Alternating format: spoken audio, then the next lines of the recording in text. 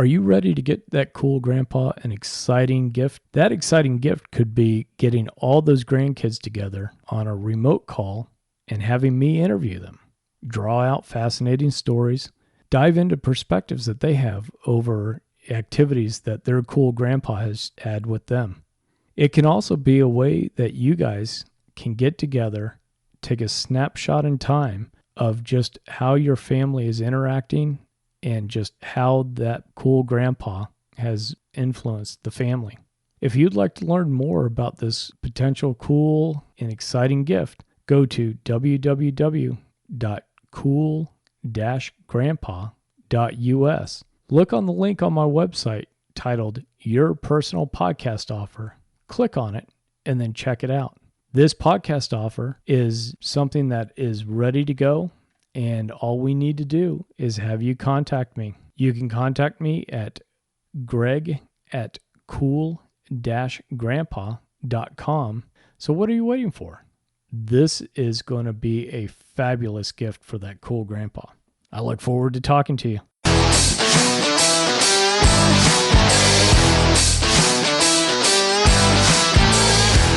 Hello, and welcome to the Cool Grandpa Podcast. This is your host, Greg Payne, coming at you from Studio 12. This podcast is about being the best possible grandpa you can be, focusing on what it is to be a grandpa and how we can all share that experience together for our grandchildren.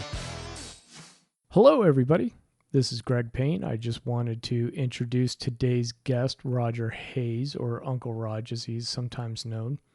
Roger is somebody that I've known for 15 years or more. We've been adventure buddies out here in North Georgia doing kayaking and camping and all sorts of mischief making. Roger is an expert, nationally recognized home haunting specialist, and has received awards for his haunted house. He is author of a book called Home Haunting for Mere Mortals. It's now out of print. It was a self-published book, and they've sold well over 1,000 copies of that. But you may be able to pick it up somewhere if you do some Google searches. He has been teaching and touring, speaking at major haunt conventions such as Transworld, Midsummer Scream, Dallas Haunt Fest, FearCon, and a lot of other conventions as well. He's taught classes and has consulted on prop building, scare techniques, professional haunt layout design, and has been a sought-after contractor and consultant on home haunts as well as major haunt productions that you may have seen on billboards if you were driving through cities like Salt Lake or Atlanta or some of the other towns where they have just an absolutely huge haunted forest, haunted corn maze, whatnot. Roger's probably had some kind of a connection to those haunts. We want to invite you in for this conversation, and we hope that you enjoy the information that Roger shares as well as his memories of his cool grandpa. The links that we talk about and some of the products that Roger brings up, I'm going to be putting into the show notes. So if you're hearing this on one of the podcast feeds, click over to cool-grandpa.us, and I will have links and some images of some of Roger's designs within those show notes. So you can get everything at the website. Again, my website is cool-grandpa.us. Pull up a chair, kick back, and enjoy the conversation. Hey, Roger. Thanks for being on the Cool Grandpa podcast. I really appreciate you taking time out of your evening now and joining me. And what I'd like to do is let people have a little bit of background about yourself, and then also, too, give me your first impressions when you first heard you were going to be a grandparent. What was that all about? Well, when I first heard I was going to be a grandparent, I thought that can't be right. I can't be that old. But then I looked in the mirror and discovered that I was. Yeah. And then it was kind of a cool thing because you go through all this pain of raising kids and trying to teach them how to be good citizens and do all this stuff. And, having a kid is it's the best and the worst thing you'll ever do in your life. And then you get your reward at the end of that is you get a grandbaby. And the grandbabies are awesome because you get to spoil them, have a good time, and you get all the frosting without the trouble. Oh yeah. You don't have to worry about screwing them up. You don't have to worry about teaching them everything, but you get the frosting stuff that you can play with them and teach them. Oh yeah. That's definitely how it's evolving with my 2-year-old now. It's great. Yeah. It's really great. I would have looked forward to it a lot more if I knew how cool it was going to be. Now, I've got you on here because you are nationally awarded and nationally known home haunt expert. And this is going to be coming out here in October in time for Halloween. And of course, with COVID and everything, Halloween's going to suck in a lot of places. It will. The people listening to this in 2021, are going to get a lot out of our conversation as well. And what I wanted to do was talk to you a little bit about that opportunity that granddads have to take the kids trick-or-treating. Typically that's not going to be the first couple of years when the kids are dressed up as Winnie the Pooh and they're kind of in the Red Rider being pulled around the neighborhood. But sometimes granddads get recruited into taking those 8, 9, 10, 11-year-olds and walking around. As kind of an expert in costuming and makeup, what are some helpful safety tips that you would give to a granddad before they went out and started raking in all the candy? Well, the first thing I would do is don't let them run ahead of you and just turn them loose. You want to make sure that you're with them and can keep an eye on them because there's too much weirdness in the world today. Again, make sure that you're not going to have them tripping over their costume. Yeah. And then visibility is really important. Make sure that people can see them or at least can see you with them. And, a car's not going to accidentally hit them or anything. You want to make sure that the child can see out really well through whatever mask they have, if they're wearing a mask. And I lean a little bit more towards makeup than I do masks because it leaves your eyes out in the open. Oh, that's a good And point. so that's kind of nice that, you can see, and also you can see who the kid is. Right. So, we like doing that and being able to see who the child is and what their expression is. If they go up to a house that is really scary and decorated really ominous and the kid looks scared, you can kind of pull them out of it. Or if they're enamored by that and they're okay with it, then you can let them go ahead and go a little further. That's some great advice. And one of the items too that I wanted to dive in on is with you having been recognized nationally for your home haunt and everything that you did here in Georgia when you were living here. Guys, I'm going to go into this a little bit more, but Raj is known coast to coast for his expertise with the home haunts. And when you get to that point where you're walking the grandkids around and you're coming up to a neighborhood home haunt, what are some things that are going to, one, kind of raise your spidey senses for like something's not quite right. But then also let's talk about too, what are some things where when you come up and see something, hey, this is something that I want to take the grandkid to. This is a good place to go. Yeah, I look for something with the grandkids, especially where mine are younger now. I look for something that's a little more lighthearted and comic, if you will. Cute graveyards and things like that, and the cutesy Halloween stuff as opposed to the real ominous, hardcore horror house stuff. One of the things that I definitely look at when I walk up to any home haunt is, are they doing things that I see that are safe and are up to fire code? Because having run our own haunt, I know what can happen if things are not up to code. And a lot of home haunts are not inspected by fire marshals. And so you just kind of want to be aware of, could I get out of this if there's a problem in this haunt? Sure. Could I get my child and get out of here in time? So you really want to look for that kind of thing. Look for the professionalness of the actors. Are they doing things that are safe? Are they using real weapons? Or are they using fake weapons that look real? I've seen people with real chainsaws at haunts chasing people out. And sure, yeah, it looks real and it's got the gasoline smell and everything. And yeah, they took the chain off of it, but there's still a hot motor there they're running after people with. So look for safety more than anything. And then if you can preview it ahead of time and go through it, you can get a gauge as to whether or not the haunt is appropriately scary for the child that you're going to take through it. Okay. And a lot of haunts do things like we did. We had a bracelet or a necklace that flashed that was a magical talisman that the monsters were afraid of. And if the haunt supplies something like that, they're very conscientious of kids that are younger and maybe terrified. And it makes a light experience for them versus the full on scare. And so I look for things like that. Okay. Now, with the fire code, every state, every municipality is different, but what are some of the general fire code and safety code? Well, one of the things I look for is what everybody has to adhere to a bunch of national codes that are applied to every state. And they all have to adhere to that, though even a lot of professional haunts don't.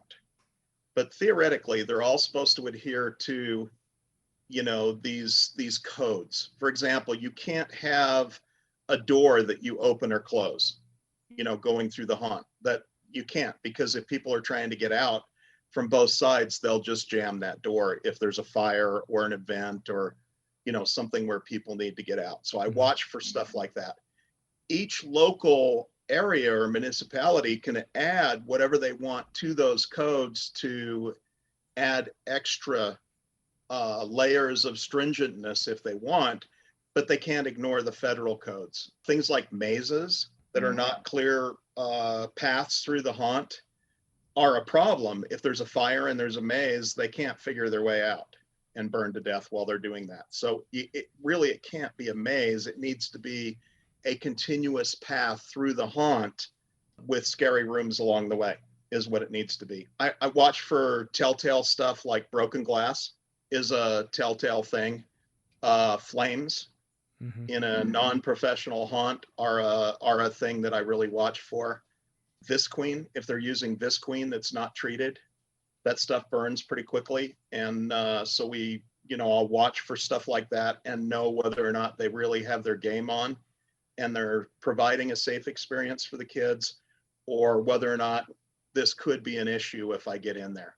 And also watch the other patrons that are going through. Are they letting just anybody go in there, or are some of the people that are going in there kind of shady and suspect? In today's world, with all the crazy shootings and violence and things like that have happened, you just want to be aware of your surroundings, especially with grandchildren that are harder to keep track of. Sure. Now, what about the haunts that might incorporate going through a garage or even the ground floor of somebody's house? Is that something that you would kind of avoid, or is that something that... Not necessarily. Okay. No, I think that's okay if they look like they're doing it and doing it correctly and doing it well. If it looks like they just threw it together to make it as scary as they possibly can and just threw it together, it'll kind of show. And if it looks like they're good egress points where they can get people out, or, if something happens, they could take them out the back door, or, things like that, those haunts are okay. Yeah. And some of them are really well done. Okay. And a lot of times they'll show their stuff on YouTube and you can see a lot of what the haunt is prior to going through it and sort of judge the level of professionalness that it has. Okay. That's great, because I guess too is the experience would be is that if it's a home haunt that's really trying to put their best foot forward with it, that they are going to do some advertising. It is going to be Canterbury Hills home haunt, and check us out on YouTube, or maybe they've got patrons that have gone through that have posted. Absolutely. Okay, so that's a and you can read those reviews. No, that's good. That's a great tip, especially with the technology and stuff around today. People are going to put stuff on the neighborhood Facebook page, or some reviews. I hadn't even thought about that until we started going down this little trail. And you really have to investigate it. There are haunts out there that are not haunts, in my opinion, that are torture experiences, if you will.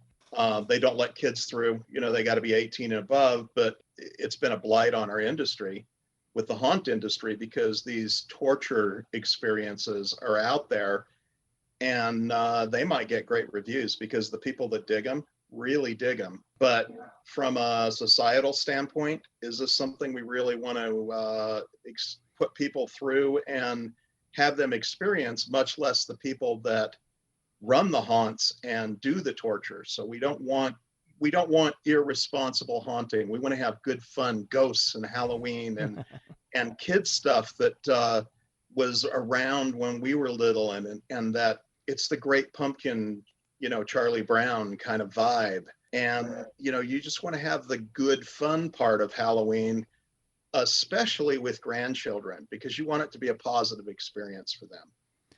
Oh, absolutely.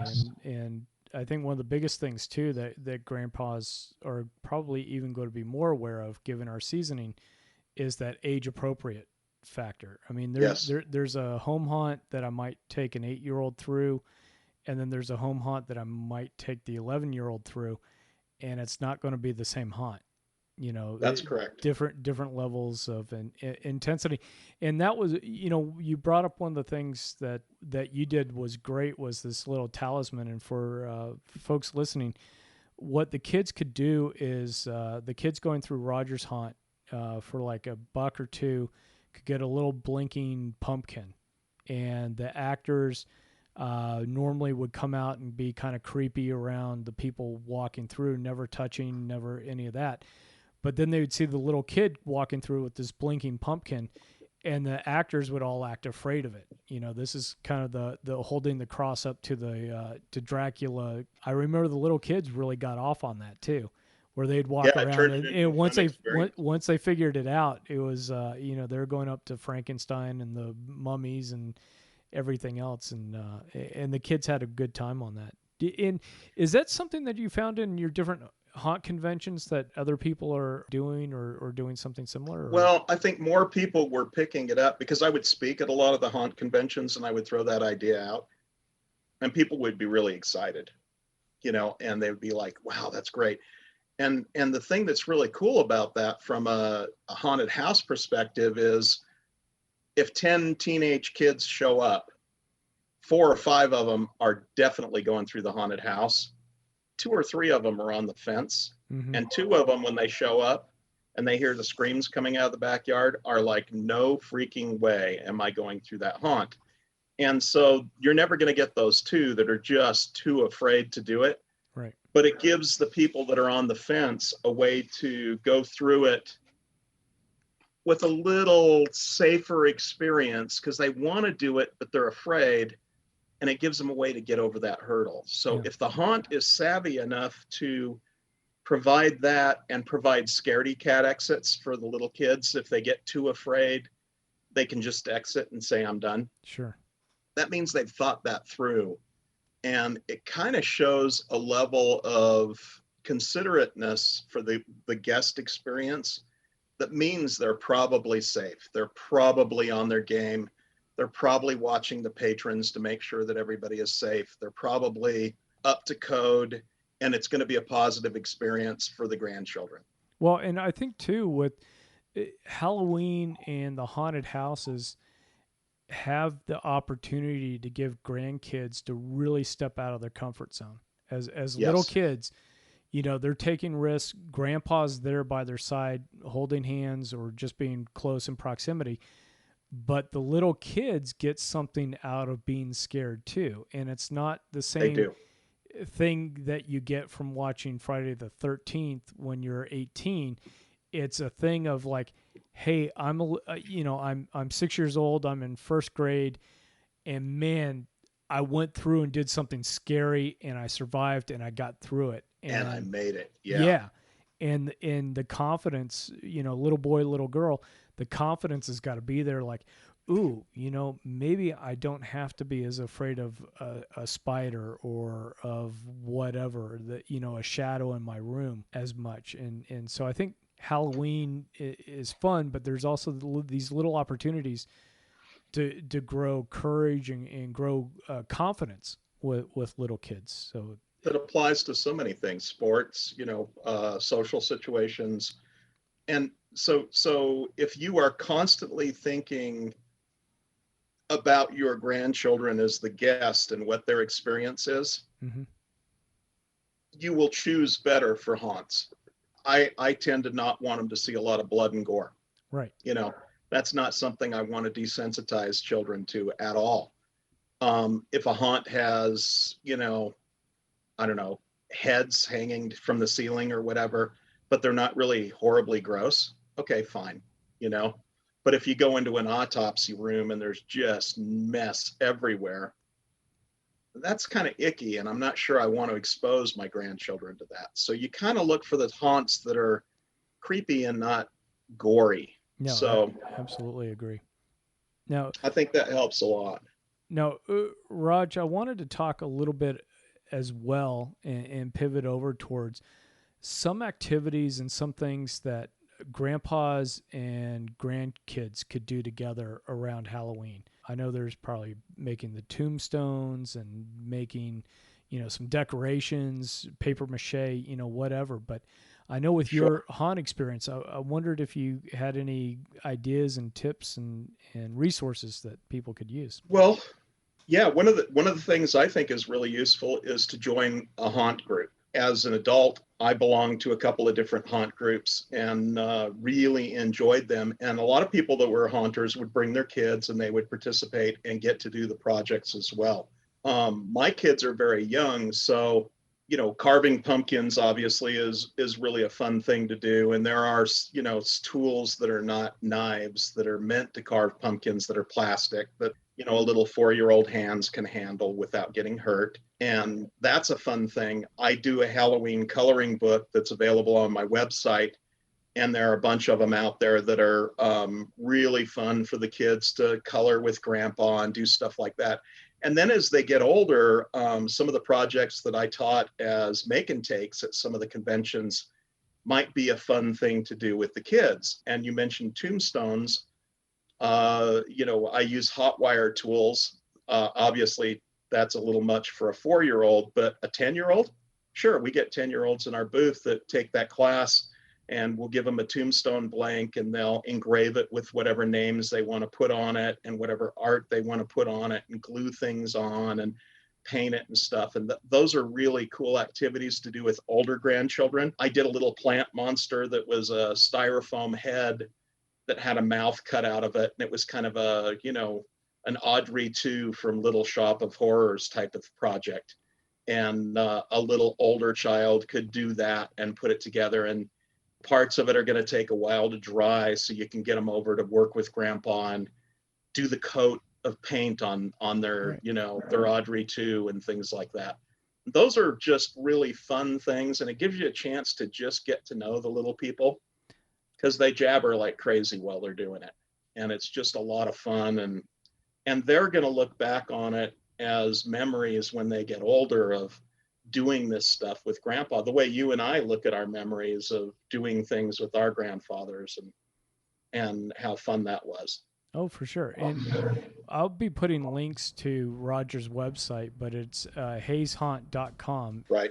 Interestingly enough, Roger, I don't know if you can hear it, but the thunder and lightning has rolled into North Georgia Nice. to add a little eeriness to our Halloween Nice. conversation.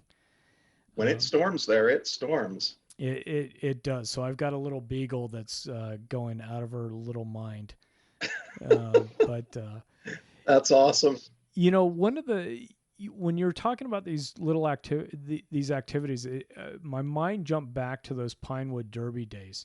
When the Yeah. kids are in, Cub Scouts and Weeblos, and I'm sure the Girl Scouts program had something similar. But just, I remember that time, and I think we've all gone through our stuff in our 20s and 30s and picked out that Pinewood Derby car. And I'm sure just as you said, when you're creating your own little Audrey 2 plant or tombstone with grandpa, or maybe making a casting, that's a memory and an artifact that's going to be dug out, you know, Absolutely. at some point. Now, the home haunt book, did that have, and I can't remember off the top of my head, so I'm sorry, but did that have some instructions and some ideas on where people could dive in and do their own tombstone and how to do Oh, that? absolutely. Yeah, it's got a lot of stuff like that in there. The name of the book is Home Haunting for Mere Mortals.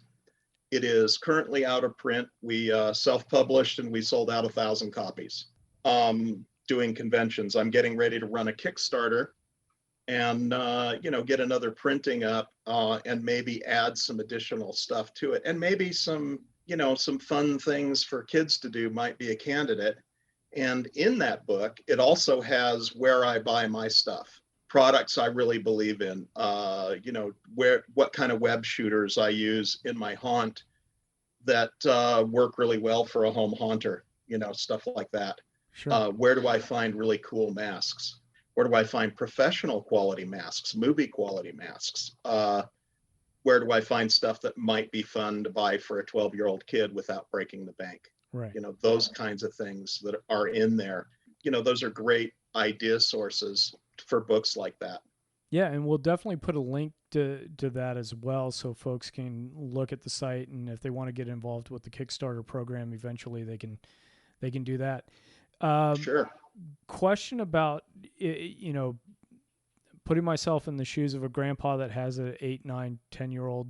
If I wanted to do a tombstone or I wanted to do some of these activities, is this something where I could go to Home Depot and kind of scrounge around, and if I get my creativity hat on, I can find this material, or is this more of do a Google search and find the online stores? Well, we now do professional CNC computer milled tombstones, so we're using a higher quality foam. But prior to that, and when I first put out my book, I would go to Home Depot or Lowe's and I would buy the 2-inch thick foam, and then I would cut that out, and it's not quite as dense as the stuff that we use. And then I would use hot wire tools, which can be bought, and do the engraving and that sort of thing on them. And when we teach our classes, we do the hot wire tools, which we sell as well. And you can always go to hotwirefactory.com, I think is the website. You'd have to look it up. But if you type in Hotwire Factory, you'll see they sell tools that are in sets, and you can buy a tool as cheap as $30, and you can buy kits with 4 tools and a power supply for a couple of $100. Do some very, very ornate carving and stuff with it. And I'm finding it's very, very addictive for a lot of the kids that are in the 10 years old and up, or even 9 years old and up. They want to carve, they want to create. And a lot of times we would teach classes in our booth to do that. And sometimes we'd have to shoo the kids along because they've carved their tombstone and they're playing with the scrap foam, and we just can't get them to go away because, their parents really need to buy them a tool set and let them go home and be creative. Those types of things we talk about in the book, how to do that and how to carve and do those types of things. And you can get a sheet of foam for $35 that's 4 feet by 8, and you can get quite a few tombstones out of it. It is a lot of fun to do that and to get into those kinds of projects. Well, and that's a nice, easy one too, where I think a lot of moms are going to appreciate not having a ton of mess around. When you cut the foam out, you're going to have some, but it's not like you got glue and spray paint and everything going on. Glitter, heaven forbid. Right. and some people paint the tombstones with whatever they want on them. They don't carve the letters out. They'll paint on them. So then the only mess is, grab a kitchen knife or something to cut out the tombstone, maybe a little sanding to clean it up, and then the kids can paint them with whatever they want. And that's a lot of fun too. The only thing I would say is, back to the Pinewood Derby example, I had a lot of involvement in Scouts over the years, and the kids that really enjoyed it, really remember it, are the kids where the dad actually let the kid work on the car. Oh yeah. And so you want to be careful with not stepping in and making it too cool, and let the child make it their own. which is super important. And it's going to mean so much more to the child when they pull out that Halloween decoration down the road and they go, gosh, grandpa's gone now. And I remember doing this as a 10-year-old kid with him. And that was really a neat memory. Well, and this is something too that you could start early enough with, and we're sticking with kind of the tombstone example of start off really easy and young, and then each year they just watch the kid get more advanced with those Oh, yeah. skills. Next thing you know that kid has made 6 or 7 tombstones, and you could see the progression, the creativity and the sayings and things they have on it, the carving. Oh, it's fun. You Yeah, know, and you can, and you just have these little artifacts now that every year, hey, we're going over to grandpa's and we're carving, we're casting, we're working on our Halloween stuff. sure. And it And becomes a tradition, like, when your mom baked Christmas cookies, it became a tradition. And so this can be a traditional thing that you do with your grandpa. That's a special thing. Maybe making the tombstones is it. This coming Saturday, I'm going to go on a little hike with my 4-year-old, and he's found a place near his other grandpa's neighborhood that his other grandpa took him on, and he wants to show me. That's a trail through uh, a neighborhood park, and they have clues hidden in jars that take you to the next clue. And then at the end of this little walk, there's a treasure chest that they find, and they're allowed to take one toy out of the treasure chest. So he wants to go again and show me and get his toy. And I think that could easily become a tradition with Weston and I, that every year around Halloween, we go look for the pirate walk and go get our little treasure. oh, very cool. So I That think there's some really cool traditions you can do. Yeah, yeah. Well, and like I said, Halloween. The first few years of trick or treating, it's mom and dad and the kids dressed up like Winnie the Pooh or Mm-hmm. whatever, and you're in the Red Rider and you're going your few houses. But after a few years, there's a little bit of like, okay, we're staying home, passing out the candy. Hey, Grandpa, why don't you, tag in and take over? Sure. And that's a great opportunity for grandpas and kids to bond and just get, start those adventures, just like what you're having. Absolutely. And it's the start of, hey, we're going eventually it becomes we're going camping, we're going to rock concerts, we're going, Yeah, wherever. It's me and Grandpa are heading out to go do our adventure, and that. absolutely. Absolutely. That's what it's all about. That's the frosting. That's the stuff that you get to do with the kids, that you don't have to worry about putting their costume together. You don't have to worry about inspecting the candy to make sure it's all safe. Mm-hmm. You don't have to do all these things because that's the parental responsibility. You get to do the frosting of going house to house with them and seeing them in their costume and them showing you where their buddy lives and going to their house, and all those kinds of things that are really cool. Yeah, absolutely. Raj, I've had you on for 30 minutes or so now, and it's been great talking to Okay. you. But I do want to, kind of wrap up with a favorite grandpa story that you have, either of one of your grandpas or of you being a grandpa, and Okay. just something really great to share with us as we wrap this up. Well, a couple of things come to mind, and one is my grandpa was an avid fisherman, and he would take me out fishing and get up before the sun got up and wanted to be at the lake. It's before the fish woke up, and would take me fishing and do stuff like that. And so I have these memories of grandpa waking me up in what seemed like the middle of the night to take me fishing. And I remember one memory that I think is hilarious now as an adult that was really upsetting as a kid, but now I know my grandfather better.